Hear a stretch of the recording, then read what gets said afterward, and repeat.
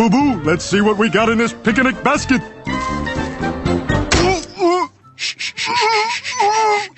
All the other bears what you just saw. Peter Griffin isn't just a cartoon dad, he's a full-blown menace. Over 20-plus years, he's racked up a kill count featuring murders, accidents, war crimes, and cannibalism. No fluff, no excuses, just pure chaos. Let's break down every time Peter Griffin has killed someone, whether on purpose or not. Chitty Chitty Death Bang, Hanson Massacre. Right off the bat, Peter drops his first kill in Season 1.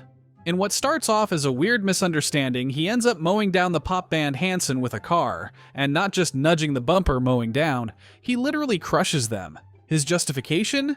Mistook them for children of the corn. That's one way to start your TV legacy. As a teen pop star murderer. Hi, can we use your phone? Holy crap, it's a Children of the Corn! Clear. Clear again. Hospital overkill. Peter gets a job in a hospital and immediately becomes a walking malpractice lawsuit. A guy survives 1 defibrillator shock? Cool. 2? Maybe. But Peter goes in for the 3rd, just to be safe, and ends up frying the man's insides like a Thanksgiving turkey. They say rule of thirds applies to comedy, apparently also to manslaughter. Clear. Oh, you saved my life, Doctor. Clear. Death becomes him pilot error? Nah, Peter's fault. When Peter becomes Death for a short time, he uses the gig to cause a few deaths of his own, like crashing a pilot mid-flight. He even makes a joke about wearing mittens to avoid killing more. Real casual, like, oops, another plane down. Kind of a missed opportunity to go full Grim Reaper mode, but hey, the body count still ticks up. I'm here to keep you from making an error. A pilot error.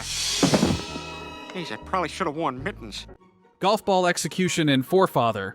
Nothing brings father and son together like a little casual murder via golf ball. Peter and Chris hit a woman repeatedly with golf balls until Peter finishes her off. It's framed like a bonding moment, you know, just Tiger Woods meets Dexter vibes.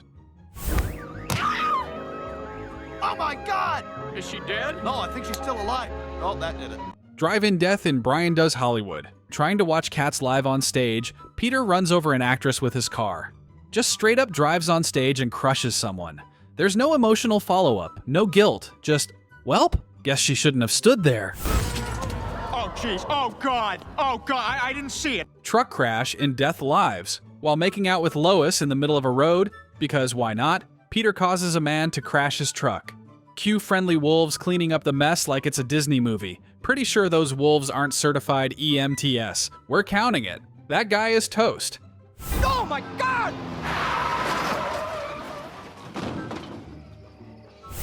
Dinner rolls in Death, Mr. Weed's final meal. In Mr. Saturday Night, Peter has his boss over for dinner.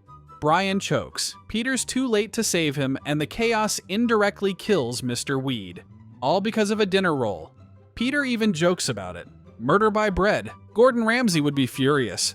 Starting Monday, I would like to promote you to head of toy development. Holy crap!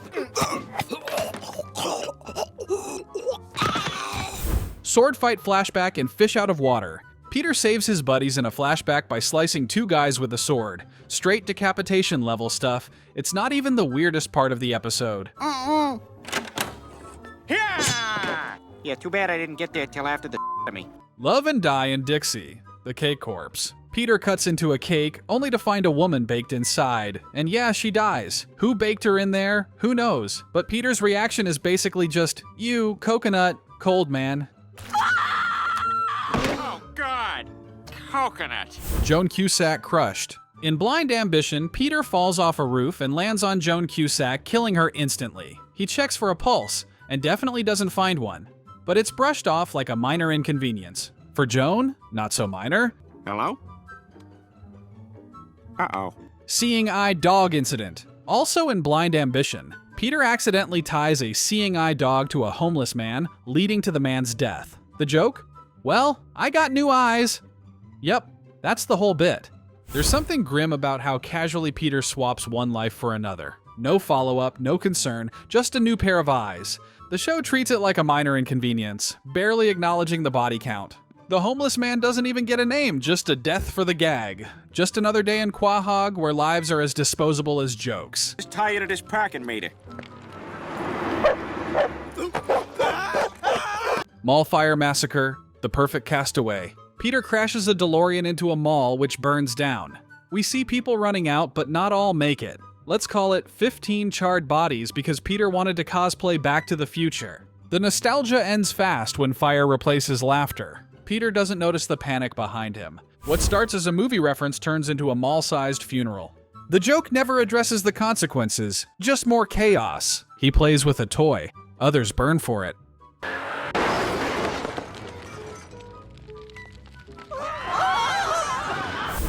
Clown death from neglect in PTV. He forgets to feed a clown trapped in a box for 15 years. The result? A dead, mummified clown. This isn't a one-time mistake. It's pure neglect. Peter knew the clown was in there. His reaction? Just a shrug. The show laughs, but there's something darker beneath the gag. 15 years of starvation and silence. The clown's final act? Dying off screen without applause. Set that thing up 15 years ago. Hey, where's the clown? Oh, there he is. Night kills the dragon, Sybil Shepherd. Peter kills Sybil Shepherd dressed as a dragon. Not literal, but close enough for him. The scene plays out like fantasy turned execution. She's clearly confused, but Peter charges ahead anyway. Nobody stops him. In fact, the crowd cheers. Sybil doesn't even get a word in. One moment she's a guest star, the next, she's stage kill number 1. Sybil Shepherd? Yes. People! You are free! Multiple wives thrown in trash. Father, son, holy F. When Peter converts to Mormonism, he ends up throwing his wives away. Not leaving them, literally tossing them in the trash. Alive.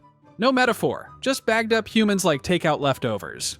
It's the casual attitude that makes it disturbing. There's no struggle, no protest, just disposal. Peter doesn't see them as people, just clutter. No one stops him, not even the wives. The joke skips past polygamy straight into murder by garbage bin. And like always, no consequences. Just laughs. Nancy, give me a beer. Mormons aren't allowed to drink alcohol. Ashton Kutcher, Termaharked to death. Peter debuts his prank show Termaharked by actually killing Ashton Kutcher. No twist, no reveal, just murder as the punchline. Termaharked becomes a code word for cartoon homicide. The prank ends before the cameras even roll. No one laughs, except maybe Stewie. It's parody by execution. Literally. You've just been tomahawked. That's my show. Tomahawked. Grenade brainstorming. Peterica. Peter tosses grenades out the window to think better, killing a random bystander. Grenades is therapy. Boom. Someone's gone. Peter doesn't react. The scene plays like inspiration at the cost of a life. He gets an idea, someone else gets erased. Just another Tuesday in Quahog. Uh-huh. That might work.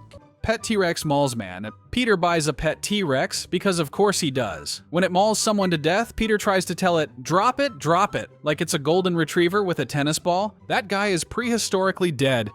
Now fetch. Ah! Oh my god, drop it. Stabbing Yogi Bear in Hell Comes to Quahog. He finally ends Yogi's thieving ways with a knife, a talking bear murder. Again, anthropomorphic animals count, and this bear got the picnic basket and a fatal stabbing. Boo-boo, let's see what we got in this picnic basket.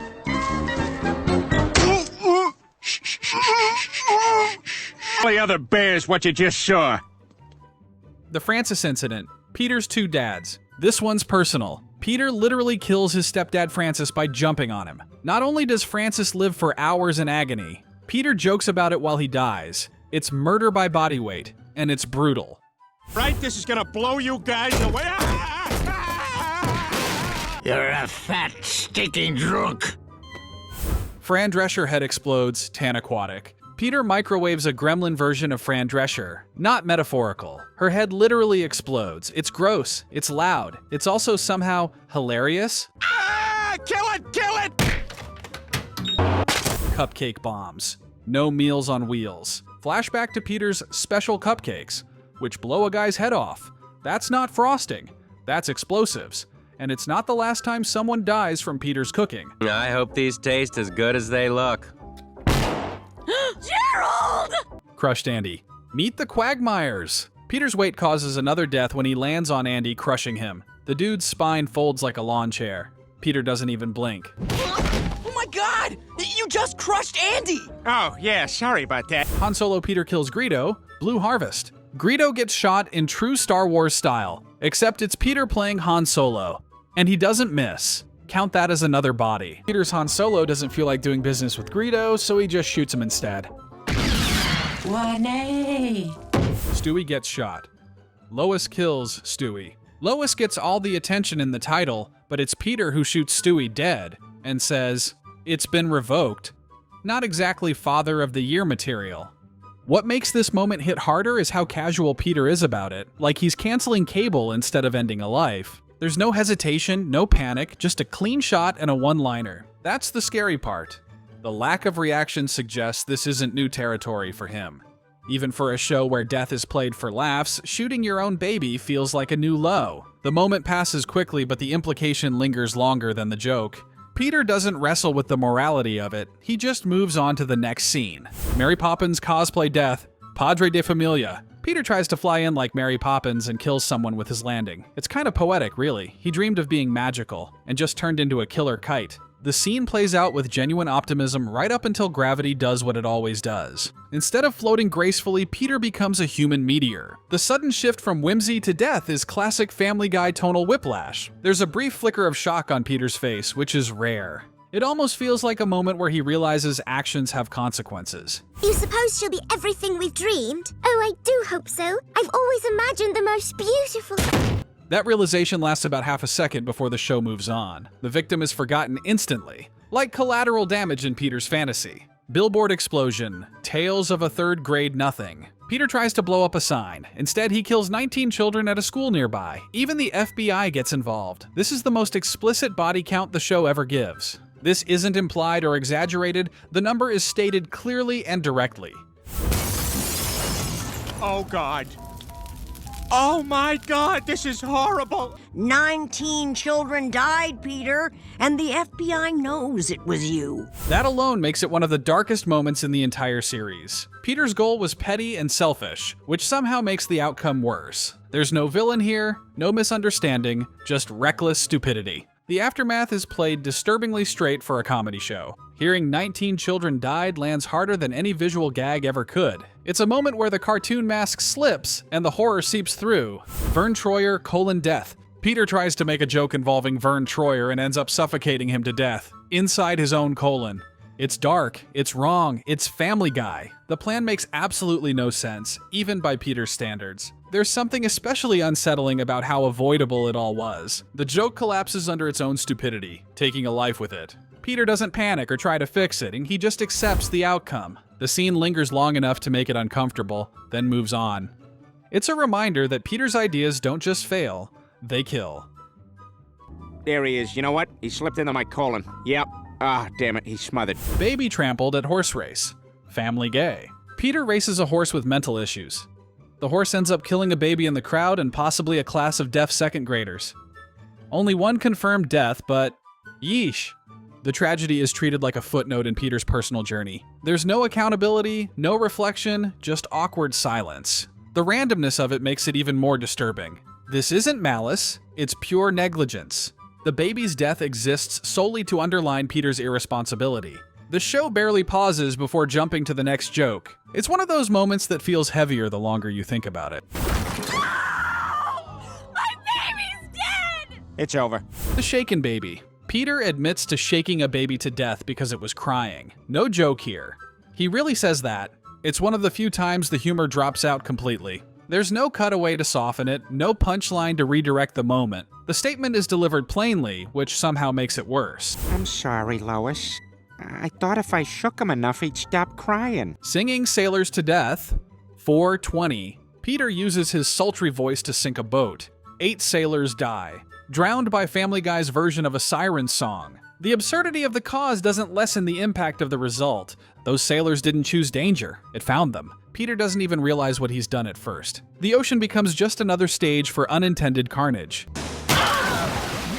If this video blew your mind, but not literally, that's Peter's job, hit that like button and subscribe for more deep dives into unhinged animated characters. Drop a comment with the worst Peter moment you can remember, and whether or not he should be behind bars by now. Thanks for watching. See you next Dark Timeline.